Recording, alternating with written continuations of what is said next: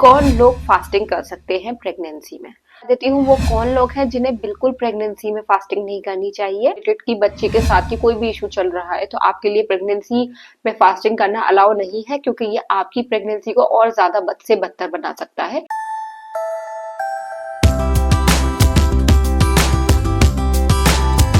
Hello everyone, welcome back to my YouTube channel graceful Anam. मैं हूँ आपकी दोस्त एंड होस्ट अनम और आपका मेरे चैनल में बहुत बहुत स्वागत है।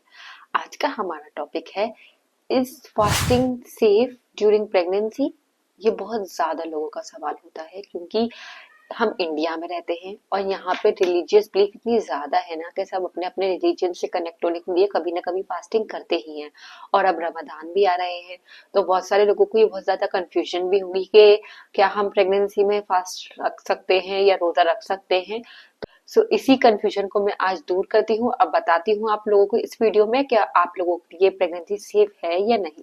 तो सबसे पहले डिस्कस करते हैं क्या प्रेगनेंसी में फास्टिंग कर सकते हैं। तो ये डिपेंड करता है आपकी प्रेगनेंसी कंडीशन पे, यानी कि आपकी कौन सी स्टेज चल रही है, आपकी हेल्थ कैसी है और आपका ट्रिमेस्टर कौन सा चल रहा है। क्योंकि जनरली लॉन्ग टर्म रोजे जो होते हैं फुल टाइम, वो प्रेगनेंसी फर्स्ट ट्रिमेस्टर में बिल्कुल अलाउड नहीं होते हैं। और अगर आपकी कॉम्प्लिकेटेड प्रेगनेंसी है तो बिल्कुल ही नहीं रखना है।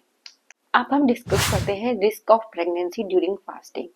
तो प्रेगनेंसी में अगर आप फास्ट रखते हो तो क्या क्या रिस्क हो सकते हैं, मैं पहले आपको ये बता देती हूँ। तो सबसे कॉमन है डिहाइड्रेशन। जी हाँ, क्योंकि प्रेगनेंसी में अब अगर आप फास्टिंग करते हो तो आप ऑब्वियस सी बात है पानी नहीं पियोगे तो आपको डिहाइड्रेशन हो जाता है। सेकंड है हमारा डिजीनेस एंड वीकनेस। आप खाओगे नहीं पियोगे नहीं तो आपको डिजीनेस यानी कमजोरी और चक्कर आ सकते हैं। थर्ड है हमारा लो बीपी, लो ब्लड शुगर भी कहते हैं इसको, यानी कि आपके ना खाने पीने की वजह से आपका ब्लड शुगर लेवल भी डाउन जा सकता है। और नंबर लास्ट है हमारा लो बेबी वेट, क्योंकि कम खाने की वजह से और कम पानी पीने की वजह से आप सही से अपने बेबी का ख्याल नहीं रख पाते तो आपका बेबी का वेट भी इससे लो हो सकता है। किसी किसी औरत में ये भी चीज देखी जाती है कि अगर आप फास्टिंग करते हो तो आपका प्री टर्म लेबर भी हो सकता है, यानी कि आपकी जल्दी डिलीवरी हो सकती है, कम वेट वाला बच्चा हो सकता है। सेकंड, आप फेड भी हो सकते हो। और नंबर लास्ट है हमारा न्यूट्रिशन डिफिशियंसी, यानी कि आपको न्यूट्रिशन डिफिशियंसी भी हो सकती है, यानी कि खाने पीने की कमी की वजह से आपके अंदर और आपके बच्चे के अंदर जरूरी पोषण की कमी हो सकती है। अब मैं ये बता देती हूँ कि कौन लोग फास्टिंग कर सकते हैं प्रेगनेंसी में। तो अगर आपकी प्रेगनेंसी फुल्ली सेफ है और लो रिस्क प्रेगनेंसी है तो आप फास्ट रख सकते हो। सेकंड है, आप अपने डॉक्टर के एडवाइस से ही प्रेगनेंसी में फास्टिंग कर सकते हो। अगर आपके डॉक्टर ने आपको बिल्कुल भी अवॉइड करने को कहा है फास्टिंग तो आपको ये चीज को जरूर फॉलो करना है, क्योंकि हेल्थ फर्स्ट है और हर रिलीजन में इस चीज की आपको इजाजत दी गई है कि अगर आपके और आपके बच्चे की हेल्थ से रिलेटेड कुछ इशू है तो आप पहले हेल्थ पे ध्यान दें। और नंबर लास्ट है कि अगर आप before fasting and after fasting proper meal और प्रॉपर वाटर इनटेक ले सकते हैं अगर, तो आप जरूर फास्टिंग कर सकते हैं। लेकिन ये भी आप अपने डॉक्टर से एक बार डिस्कस करें, उसके बाद फॉलो करें। अब मैं बता देती हूँ वो कौन लोग हैं जिन्हें बिल्कुल प्रेगनेंसी में फास्टिंग नहीं करनी चाहिए। तो नंबर 1 पे है एनीमिया, यानी कि जिनमें पहले से ही खून की कमी है उनके लिए फास्टिंग नहीं है ड्यूरिंग प्रेगनेंसी। नंबर 2 है गेस्टेशनल डायबिटीज, यानी कि आपको गेस्टेशनल डायबिटीज है तो आपके लिए वो, अगर आपने फास्टिंग करी और आप प्रेग्नेंट भी हो तो वो ज्यादा आपके लिए रिस्की और जानलेवा हो सकता है। तो अगर आपको गेस्टेशनल डायबिटीज है तो आप प्रेगनेंसी के टाइम पे बिल्कुल भी फास्टिंग नहीं करेंगे। थर्ड है, अगर आपको ऑलरेडी पहले से इश्यू चल रहा है या किसी किसी को ड्यूरिंग प्रेगनेंसी नहीं, प्रेगनेंसी से पहले से लो ब्लड शुगर लेवल रहता है उनका, तो फिर उनके लिए प्रेगनेंसी में फास्टिंग करना और ज्यादा रिस्की हो सकता है, तो आपको बिल्कुल अवॉइड करना चाहिए। नंबर 4 है ट्विन प्रेगनेंसी। अगर आपकी ट्विन प्रेगनेंसी है तो आपका न्यूट्रिशनल इनटेक ऑलरेडी डबल है, क्योंकि आपको 2 बेबीज को न्यूट्रिशन देना है। अगर आप प्रेगनेंसी में जब आप फास्टिंग करोगे और आपको 2 लोगों को न्यूट्रिशन देना है तो यानी कि आप वो प्रॉपर इनटेक नॉर्मल जो आपको लेनी चाहिए वही एडवांस है आपका, और आप फिर अगर आप फास्टिंग करोगे तो आपको बहुत ज्यादा वीकनेस और डिजीनेस हो जाएगी, तो आपके लिए वो रिस्की हो सकता है।